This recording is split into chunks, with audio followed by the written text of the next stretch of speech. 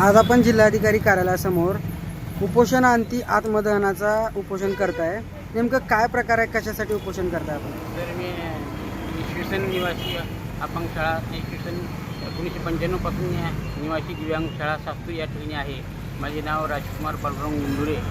मी दिव्यांग व्यक्ती असून मला 1995 पासून आजपर्यंत सेवा पुस्तिका दिली नाहीत व सेवा पुस्तिका मिळाली म्हणून माझ्याकडून मुख्याध्यापकांनी लेखी अर्ज घेतलेला आहे व तेच साहेबांना दाखवून सेवा पुस्तिका दिलो असे दाखवायचे आहे. तुम्हाला मी विश्वासाने 2-3 दिवसात सेवा पुस्तिका देतो असे आश्वासन देऊन माझ्याकडून अर्ज लिहून घेतला विश्वासाने. तो मी माझा विश्वासघात केला मुख्याध्यापक विधी नादर्गे सास्तूर साहेबांनी व अद्यापर्यंत मला सेवा पुस्तिका दिली नाही.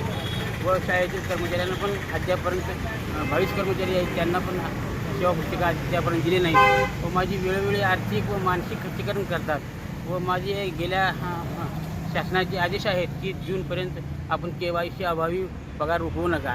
पण मुदतपूर्व माझी मेमधली पगार पूर्ण रोखवलेली आहेत व एप्रिलमधला पगार मुख्याध्यापक यांनी मानसिक षडयंत्रापोटी आर्थिक मी मदत न केल्यामुळे माझ्या षडयंत्र असून माझे दुपारची ॲब्सेंटी टाकून सकाळची शाळा केलो मी अर्धवेळ शाळा.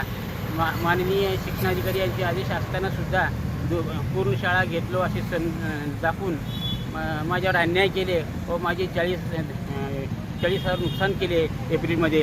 अशा प्रकारे आर्थिक व मानसिक त्रास देतात व यामुळे हा मानसिक त्रासापासून व आर्थिक त्रासापासून मला वंचित करून या दिव्यांगाला न्याय द्यावे हीच अपेक्षा ठेवतो.